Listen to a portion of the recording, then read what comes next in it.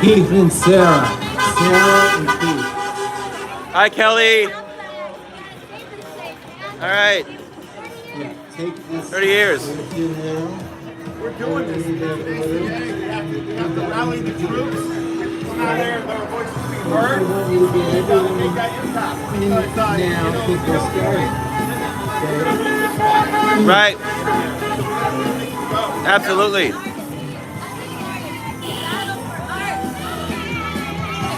Power to the artist. Power to the artist.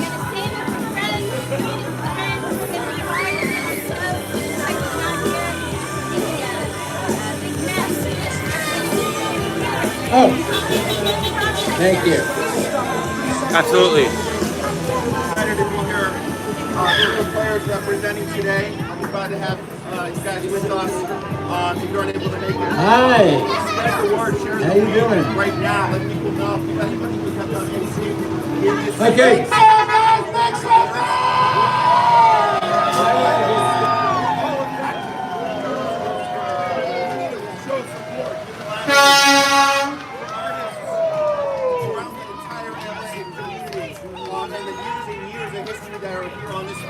We have to show that support. So if you can't make it out right now, share the link.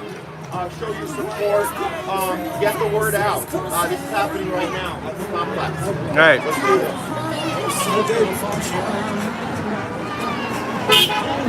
Okay, folks. Hey, Jim. It's a pretty big protest going down in Hollywood, California. This is Steve with Sherwood Players, but I've done several things here before. Several things. Lots and lots of things. Hey, Jim.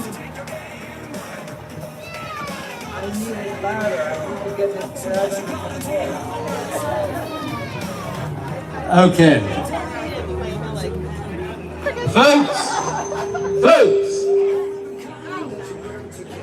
we're going to get started. Hey, Alan.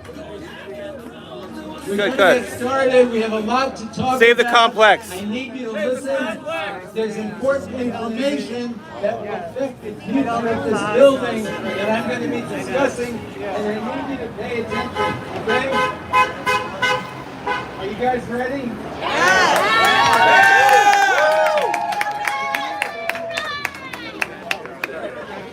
Okay, first of all, thank you for coming out and standing up to save the complex. And it must be saved. What would happen if all this were to disappear? All this life that starts in these studios and theaters and spills out into the hallways and lobbies and streets every day and night for 50 years. Leave it alone. I'm talking serious now. I'm not just talking about people. Leave it. You can go down to Santa Monica, to Target, to any shopping mall, any restaurant, and find people. I'm not talking about people engaged in transactional relationships. I'm not talking about commerce, about customers and shoppers. I'm talking about life. People coming out of plays and workshops and classes where they had just witnessed someone who had had a profound experience, a breakthrough, who had had such an experience themselves. People who just discovered that there was more intimacy, more spontaneity, more feeling, more power, more aliveness in themselves than the classmates of some performer they had just watched than they had previously realized was possible. People sharing their insights about what they had just seen or what had just happened to them. And in the process, people forming and deepening relationships with other people that don't look like each other at all. They come from completely different backgrounds, different ages, not even speaking the same native language, discovering that they have these insights and experiences in common day and night for 50 years, this life, this vibrancy.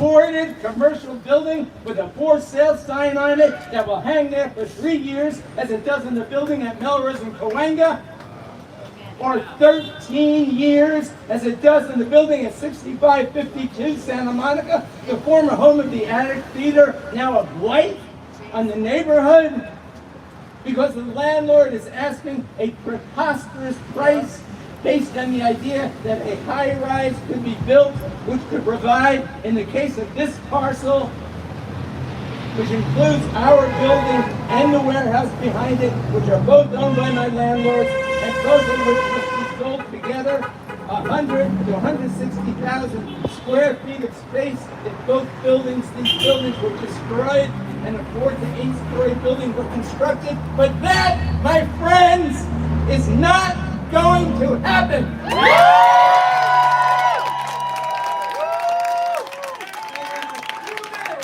a few minutes, I will tell you why, and I will show you why.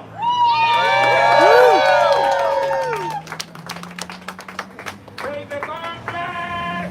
Save the complex!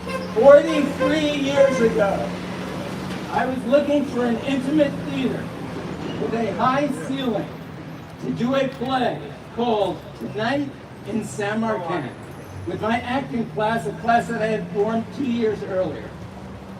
The Ruby Theater, which was not called the Ruby then, fit the bill perfectly. I booked the theater and basically never left. I moved my classes over here a month after the show closed. I took over the master lease of the building in 1990 and called it The Complex. In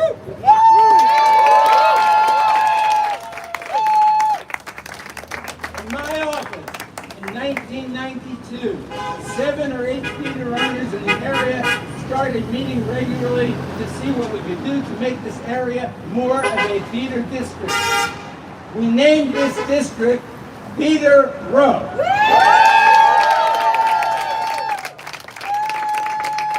If you look up at the street pole right at the corner and the one diagonally across the street, you will see a city placard that says Theater Row. This was put up about 10 years ago in a large celebration attended by many well-known actors who had performed or studied on the row, and led by our councilman and hero, Mitch O'Farrell. And in a few minutes, I'll tell you why he is once again our hero. Our lease is up the end of December, this December. I sent out mailers asking people to write letters to my landlady, imploring her to keep the complex alive. 250 heartfelt, beautiful letters were written by our tenants, by the entire LA City Council, by the Hollywood Arts Council and the Hollywood Fringe Festival, and sent to the landlady, her daughter and daughter-in-law, who are part of their decision-making team, and to their lawyer. My landlady is elderly, and if I refer to someone as elderly, you know, they are really elderly.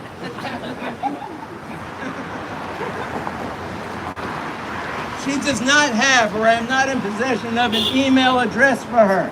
So while I emailed the others, I printed out the letters and sent them to her in 3 batches of manila envelopes. The first envelope I laid on her doorstep. The next 2 I mailed and hid my rent check in the middle of the stack of letters.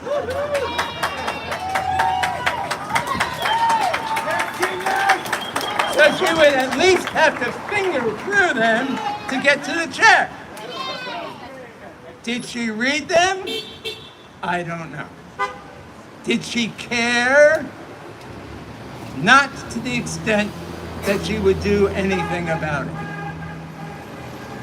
Now you will hear from some of the people that wrote those beautiful letters. First, representing the Sherwood Players, Matt Weinglass.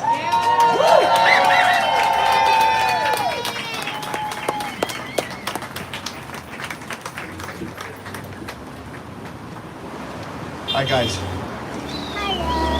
It's good to be here. It's great to be here today with all of you. Thanks for coming out. I just had a few words I want to say.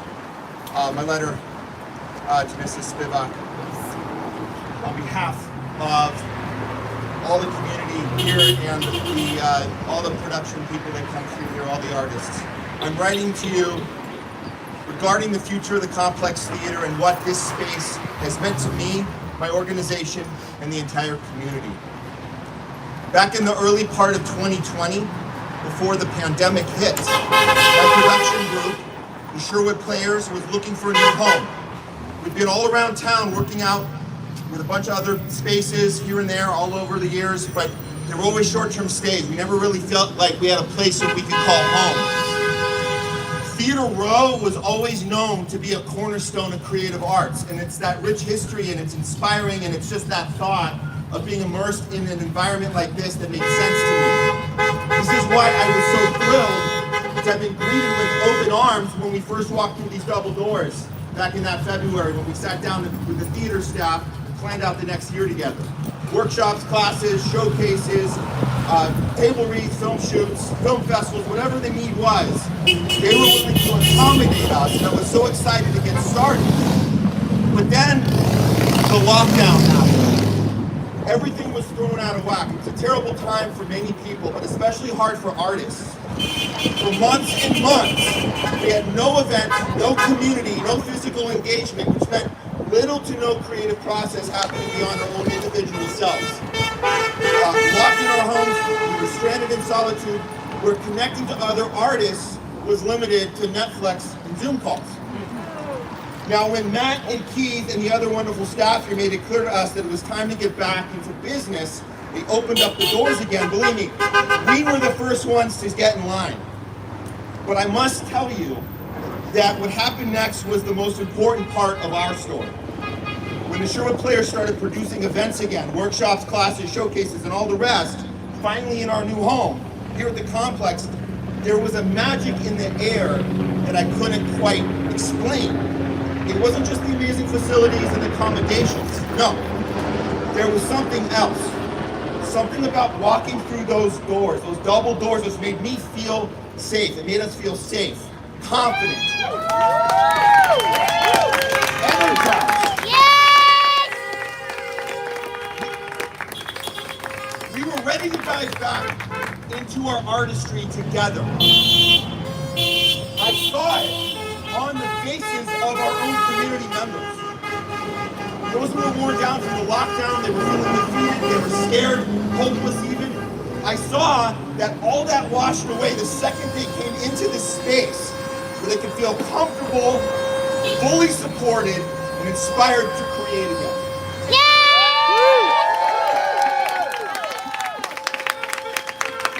Now, we have our Sherwood Players International Film Festival happening here on December 15th, and we're expecting a lot of talented filmmakers from all over the world to show up here and celebrate good storytelling with us that evening.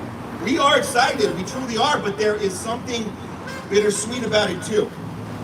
Knowing that this event could be the last time anyone in our community gets a chance to have an experience like that here again.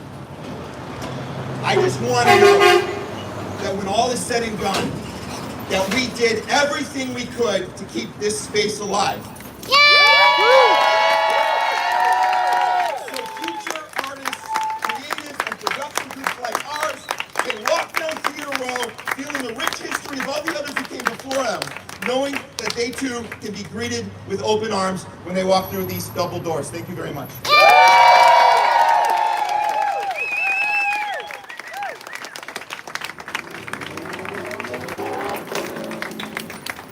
Nina Childs.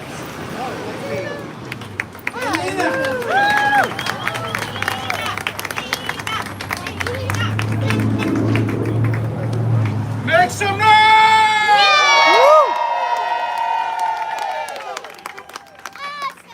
Short and sweet, and I'll try to use my theater voice. So, hello everybody, thanks for coming. I consider myself to be a lifelong thespian. I started my journey in theater at the age of 5, and I've done theater all over the country. Now, after moving back here from Chicago, The theater that I had my first show that I ever wrote was here at the complex, in the door, no less, right? And I felt very special in Matt's hands. He was a theater owner who reminded me of so many of my mentors in theater growing up. He believed in everybody that came through the doors, as long as you believed in yourself and what you were doing. So in my mind, the complex is a historical landmark here on Theater Row, a place where those of us who love the community that you can find in the world of theater and the family you become on the road to putting up productions. The complex has been a mainstay in the Los Angeles theater community and a family home to creatives like me. I'm actually rehearsing my latest film here tomorrow. So, you know, it's really sad for me. This is our home. It's a reliable home base for creatives that need a space to rehearse, a space to meet, a space to perform. So, you know, we can't rent out the Amundsen. We can't go downtown and just put up shows at the Mark Taper. This is an ecosystem here. If they start to close these small theaters, they're going to be putting a clog in that theater that doesn't allow, you know, newer artists to have a space to express themselves. So it's just very important what we're doing here today. Long live the complex. Yesterday, today, and forever, y'all.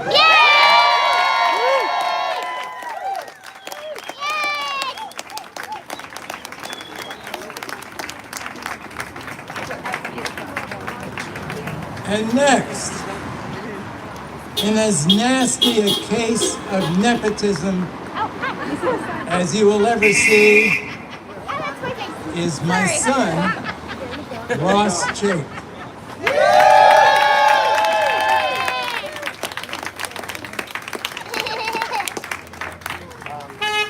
There's probably something psychologically significant to following my dad, but we can unpack that later. So my name is Ross Chait. I'm a musician, writer, and producer, born and raised in Los Angeles. And it's possible that I have, of everyone here, the most skewed ratio of life with the complex to life without the complex, seeing as I was being carried in my mom's stomach while she was on stage in there performing the show Degenerate Art opposite my dad, who's run this place since before I was born.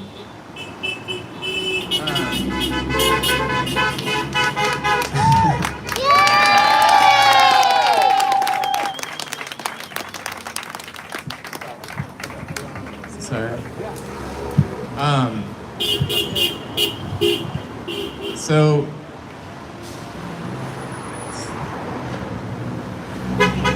thank you. Sorry, speaking loud is like not my strong suit exactly, and I know I'm among a company of people who are very adept at that, so bear with me. What the complex represents to me most strikingly is a place for people. Similar to a YMCA, a Boys and Girls Club of America, or a city park, the complex is a place providing affordable, uncomplicated amenities to people living in and around a very diverse community. So what do you get? A very diverse clientele of people enjoying affordable, uncomplicated amenities. It's a beautiful thing, and a thing we tragically see less and less of in our urban communities as corporate entities, money piles up, and the swarms of people and infrastructure around those piles grow bigger and more subversive. What sets the complex apart from other places with a similar ethos, like the aforementioned athletic and recreational facilities, is that the experiences people have at the complex are, without any exaggeration, life-changing. Not only that, it's true, for myself, certainly, life-creating even. Not only that, they are fundamental to the fabric of what makes Hollywood, the entire city of Los Angeles, and our international and national culture special. I've seen it firsthand. As a patron, an employee, and a kid growing up with the complex as a second home, I've seen this from all angles. Where lost newcomers to our daunting city feel their first sense of community and belonging, where people with lofty dreams and fringe interests realize there is a way, and this is the place. It makes me emotional as I've never quite seen anything in my life that is more fundamentally dedicated to making dreams come true and dedicated to allowing anyone, any human with any body and any income, the opportunity to try their best to make that dream come true or shape that dream into what it was meant to become.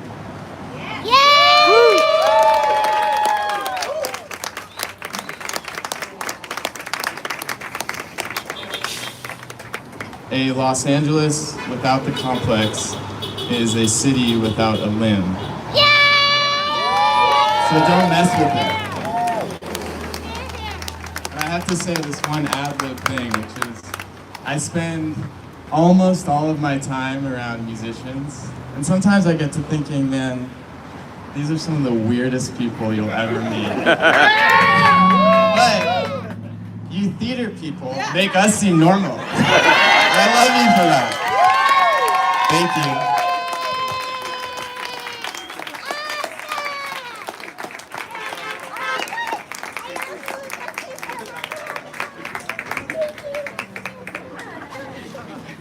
Obviously the best speech. Okay, a beautiful letter written by Joanna Kay, who couldn't be here today, is now going to be read by a beautiful actress, Allison Reeves.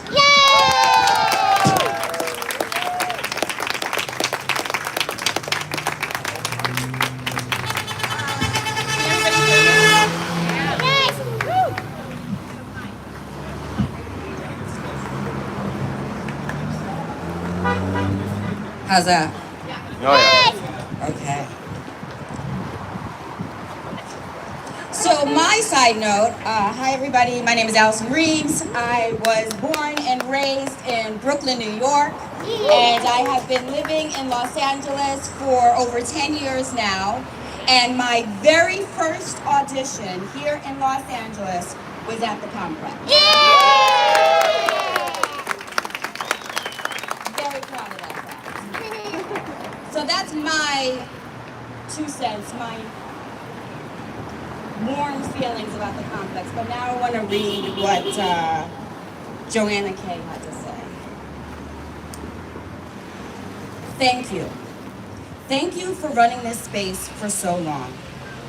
It's been the birthplace of so many ideas, friendships, creations, and voices. It has breathed life into so many of us as we come out of the pandemic. In a quite literal sense, the Complex means life for me.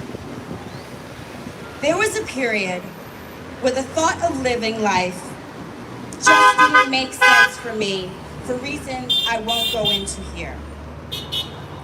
The Complex was the one place that I looked forward to going to. The reason why I was able to get out of bed, because I was going to be able to create on your stages. Because it was a space where there was proof that I existed. The Complex got me through an excruciating time. I know that I'm not alone in these feelings. I see it in the halls, artists talking, commiserating, crying, laughing, deep thinking, collaborating, taking refuge within your walls. Choosing the Complex doors, closing the Complex doors would mean death. Death of ideas, death of change, death of exploration, death of Los Angeles Theater Row. It would utterly destroy Fringe, which I know for a fact has also saved lives. Don't fool yourselves into thinking that these groups and classes can simply find a new home. Affordable spaces are hard to come by. There is a magic in having so many creative spaces in one building. We are stronger together.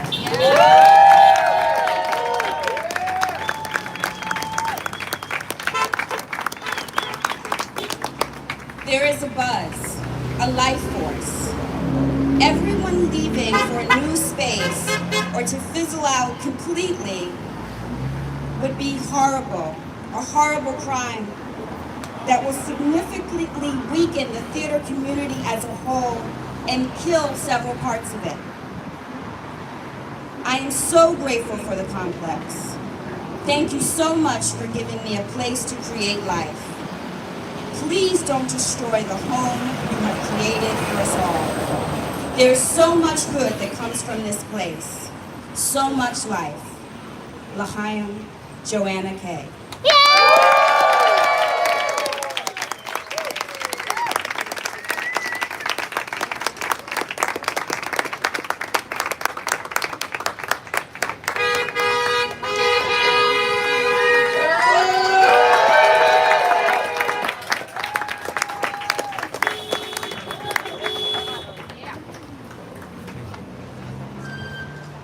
Thank you for those.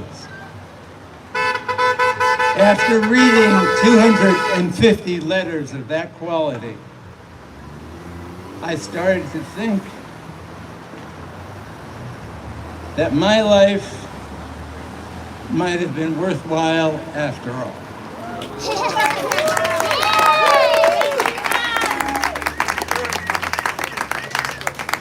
One thing the letters left out: there's a lot of spirited religious discourse at the complex. There are many Methodists, not Christian Methodists, Lee Strasberg, Actors Studio Methodists, and Sandy Meisnerists, and Uda Hagenists, and Stella Adlerists. And in the improv field, we have short formers and long formers, and Viola Stolinists, and Del Closians. And because of the structure of this building, it forces these factions to come face to face with each other. Dialogue ensues. There are arguments, of course, but most people, more often than not, emerge from these with the understanding that there is more than one valid way to skin a cat. And that's a good thing.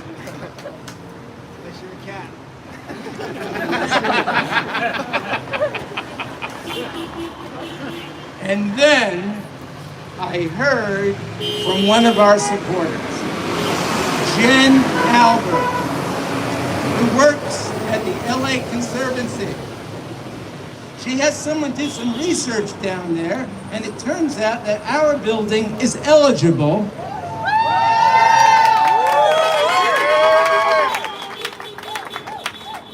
for historic landmark status on the local, state, and national level, and it is eligible for the National Registry.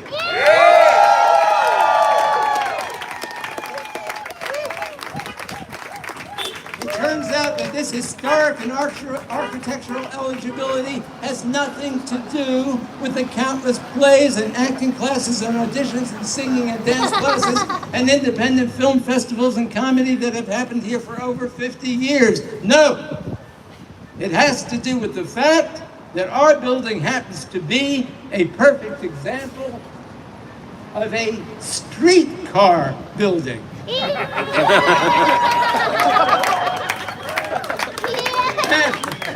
After 43 years here, this was news to me. Evidently, in the 1920s, the city faced similar traffic problems to the traffic problems that we are facing now in the 2020s. The population of LA doubled from 1920 to 1930. And the city was trying to find a way of accommodating all these newcomers without making the traffic situation even worse than it was. In the 2020s, the city is building or allowing to be built high-rises adjacent to subway stations, thinking that those tenants would be commuting on the subway and leaving their cars at home. Back then, although there were many fewer cars, there were no freeways. If you weren't taking the red car, which is what the trolleys were called, you had to drive on streets from LA to Pasadena or to Santa Monica, and half the traffic in those days were horses, pulling carts that had to be loaded and unloaded with merchandise, so going anywhere at any distance without the trolley was a major excursion. To alleviate this congestion, in the 1920s, the city allowed streetcar buildings to be built in the vicinity of streetcar terminals, and this building turns out to be a perfect example of one, a block and a half from the terminal at Cahuenga and Santa Monica. On the first floor was retail and light manufacturing, and the second floor was a kind of rooming house with a central women's and men's bathroom in the hall and a tub and shower room. There were no parking spaces attached to the building. The assumption was that these tenants would be going everywhere on the trolley. So we're eligible.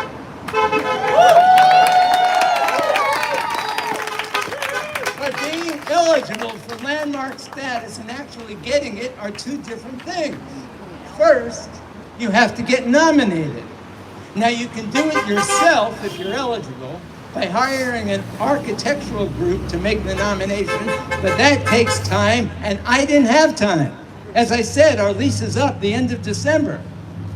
But I was told if your councilman nominates you, something that rarely happens. But if it did happen, then the nomination and the process of getting the status could be greatly speeded up. As you probably know, the city council, and especially Mitch O'Farrell, who has been acting as president pro tempore of the whole council, has been going through an uproar lately, with one of the council people already resigning, two refusing to resign, although the other members are strongly in favor of their resignation. There is tremendous animus within the council, and poor Mitch is trying to get the business of the city attended to in the midst of all this. Oh yes, and by the way, Mitch has his own election coming up in 17 days. So you can imagine that trying to call Mitch, or even speaking with one of his deputies during this crisis, was a difficult process. One of his aides finally assured me that Mitch was supportive of this nomination.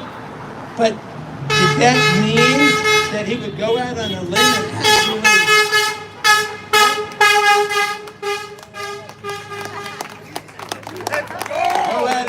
and actually nominated himself?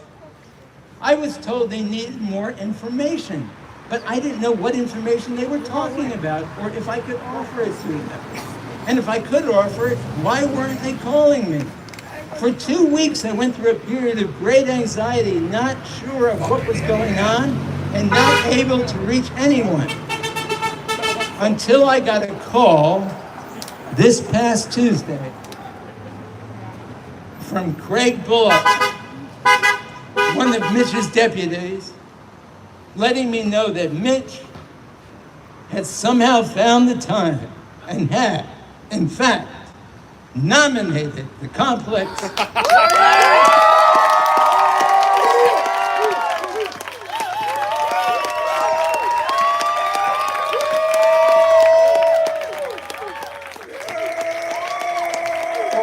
for landmark historic status, and here is the document to prove it.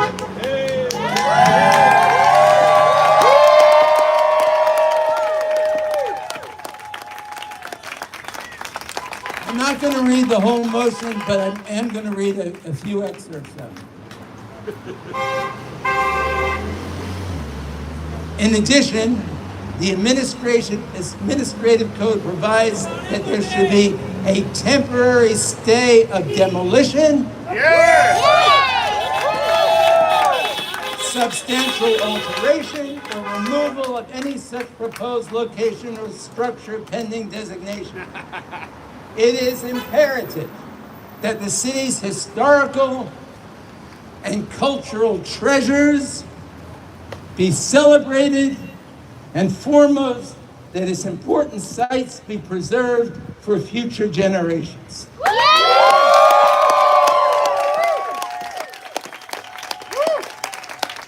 I therefore move that the council initiate consideration of this property located at 6480 West Santa Monica Boulevard, Los Angeles, California. They use the liquor store's address. He doesn't have to leave either. As a city historical cultural monument, and instruct the planning department to prepare the historical cultural monument application for review and consideration of the Cultural Heritage Commission presented by Mitch O'Farrell, Councilman, 13th District.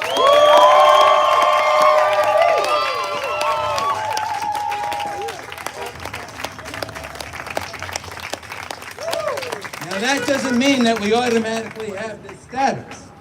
It just means that we're nominated, and it also means that we have to vote for our champion, Mitch O'Farrell, who stuck his neck out for us in 17 days. There is a process that we still must go through to get landmark status, and we are in the middle of that process. This rally and the video that is being made of it is part of that process.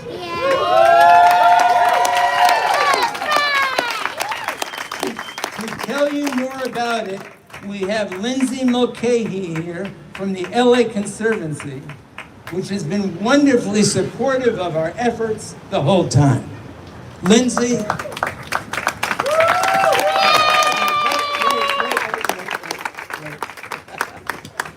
Before you do, I have to ask you, as a historian, a question that has been plaguing me for years.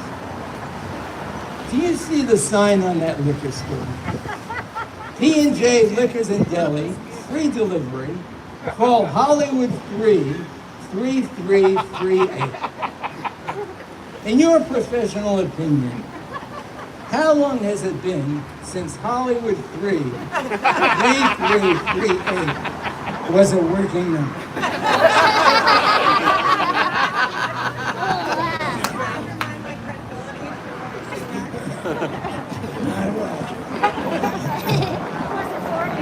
They don't have a deli or free delivery, but Jimmy and his wife are lovely people, and I wish that they would stick around when and if this building will be saved. Here's Lindsay.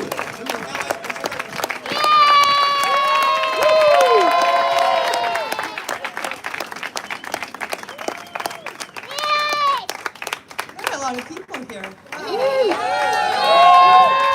Thank you. I am not only not a thespian, but not a performer, and it makes me scared. So, thank you. I am so grateful to be here. Thank you, Matt, for inviting me. I'm a total newcomer to the complex, and I've just gotten kind of like a tsunami in the face of like love and affection and energy, and I'm sold if I wasn't already. Historic cultural monuments are really a tool. They're one of many tools that you have to help protect places that matter to you. A designation recognizes that a place has shaped and been shaped by a community. And I will disagree, Matt, that the only reason that this building is significant is because it's a streetcar commercial building. That history is still with us. I'll also say I just took the 4 down Santa Monica. I would say that history repeats itself, and we're in a cycle where streetcars are all about accessibility and people being able to access places and connect with others. And from all that I've heard, this building is continuing to live out its purpose as a streetcar commercial building. And also, as Matt said, this place has been filled with offices and businesses that have supported the Hollywood industry for almost 100 years. Did a little research yesterday. There have been printing presses, there have been labor unions housed here. And I think like that energy and spirit is very much here today. And I'll say that 40 years seems pretty historic to me.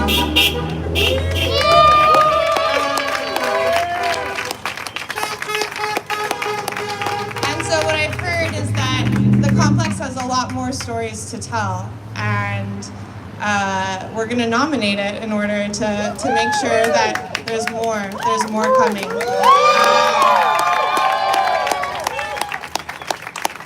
So the wins are in your favor. Mitch O'Farrell's nomination or motion to get this place nominated has really set you up for success. So what's going to happen next, right? Details? Is that the planning staff are going to write a nomination. They're going to do some research about why this place is important historically, and then they're going to bring it to the Cultural Heritage Commission, which is a group of 5 commissioners who are experts in many ways about the history of LA, and the planning staff will make their case. And then that's where you all come in, because the planning staff is not going to be able to tell all the stories about this building that you all are. So that's your time to make your voice heard and share the energy and dedication that you have to this place and why it is part of this legacy that is longer than 40 years, that's 100 years and more to come. So that'll be, yeah. While you're talking, Lindsay, Keith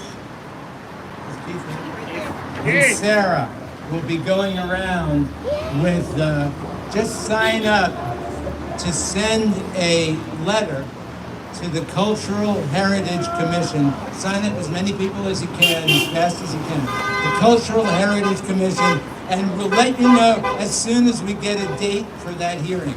Can they come to the hearing? It's on Zoom right now.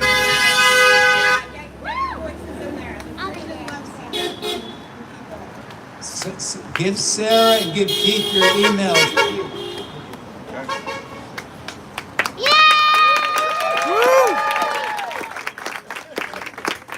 I think that's it for me. I said everything that was on my piece of paper and a lot more.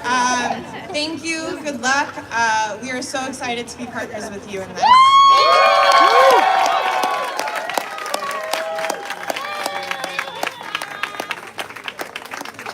Thank you. Thank you, Lindsay. The absence of the complex would be felt not just by our tenants, but by the Hollywood Fringe Festival, Theater Row, and the theater community at large.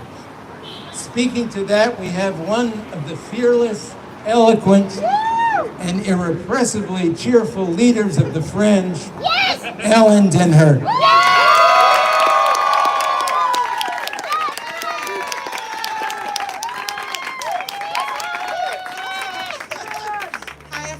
I do have notes that I have to pull up because I'm not an actress. Hi everyone, thank you all for coming. Before I talk a little bit about the Hollywood Fringe, I just want to mention how many Hollywood Fringes are here today. I'm really, really proud to see all of you out here in this crowd supporting the theater that has given so much to our community, and I'm going to talk about that in just a little bit. Thank you so much, Matt, for hosting. And then I have to mention Lois, my partner in crime, my work wife, my co-director, who can't be here today, but it echoes everything I'm going to say. So we wrote it together, but she is at her her goddaughter's 3rd birthday party, so she can't be here. But that's fine. She loves the complex. Okay. So I have been a part of the Hollywood Fringe since 2016, and I've had the pleasure of seeing so many of your shows here. Actually, I'm not supposed to have favorite babies, but I do. And my favorite Fringe show I've ever seen in 2017 was right there in that theater. And it was this incredible show that I would have never seen anywhere else. It was told through South Korean folk song and burlesque, and it was just this incredible immersive experience that we all walked out of and went, what the fuck, this is happening in Los Angeles, and this is so fucking cool. And I swear that every show I've seen at the complex has felt like that. I've taken classes at the Pack Theater here. In fact, you took my water bottle out of the Pack Theater's lost and found because I left it there. This place is one of our homes. I think it's so important to notice that the Pack Theater, Hollywood Fringe, would not be able to be standing here today without the support of the complex and all of our venue partners here at Hollywood Fringe, which I see so many of them coming here to support this rally because they know that for Hollywood Fringe to exist, it takes an ecosystem of incredible theaters that are affordable and accessible for artists. Because in Los Angeles, that is a gift. It is so hard for our artists to find spaces that are affordable for rehearsals, that are affordable for them to do their runs. We're in a film and TV town, and people like to fund that. And this festival and this space says, fuck it. No, it's also a theater town. It's a 99-seat theater town with small, incredible theater companies that do incredible work tirelessly day after day after day. And half of that work happens in spaces like this. 8 theater spaces. There's 8 theater and rehearsal spaces that would be lost to our community. And we don't want to see that happen. We know that this is just the beginning of this fight, and we know that Hollywood Fringe and our artists will continue to come out to support because our artists are a community. The Hollywood Fringe is a community, the complex is a community, and Theater Row is so important to the ecosystem of Los Angeles. So let's not lose it.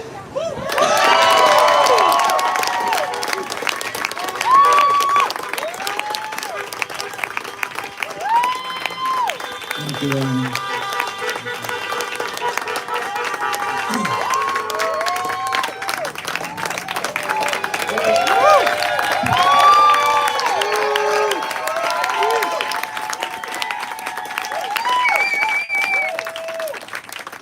Before we continue, we have someone here from Mitch O'Farrell's office. Please, I wish he were on a horse and were wearing a cape. He is our hero. Give a warm welcome, please, to George.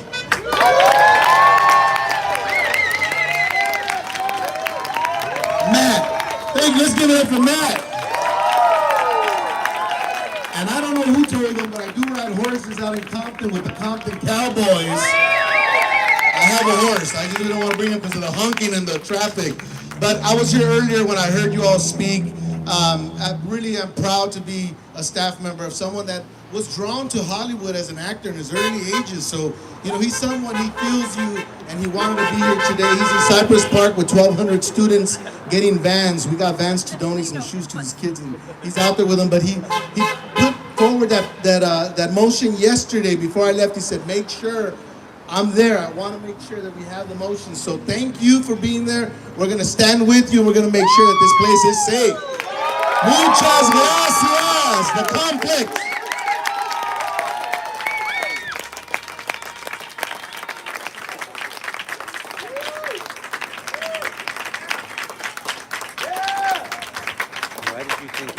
Okay, and now for some big news. The complex is thriving.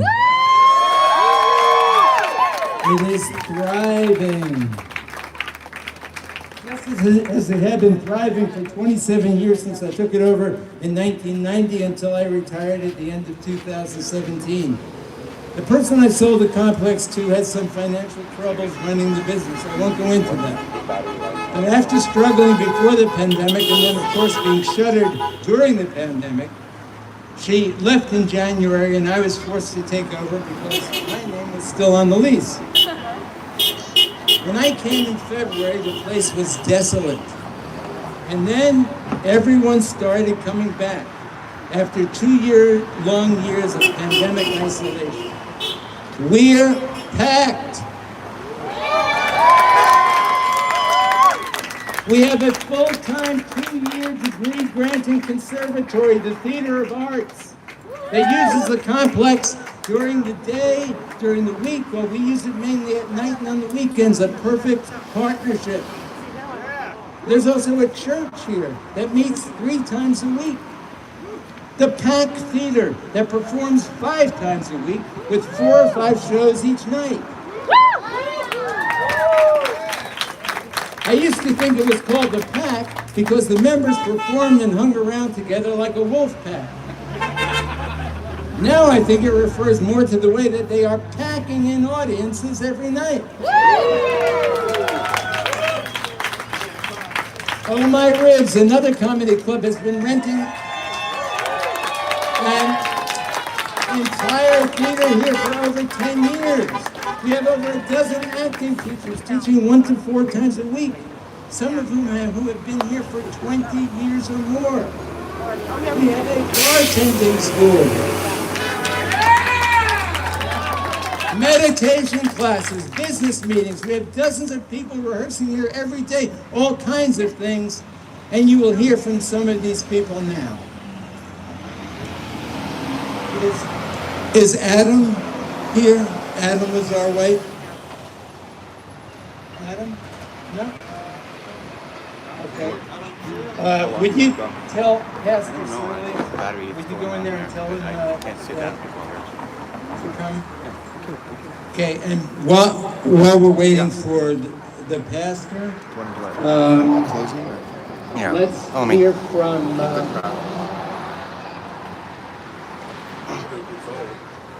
let's hear from a group. Let's hear from the Pack. Royce.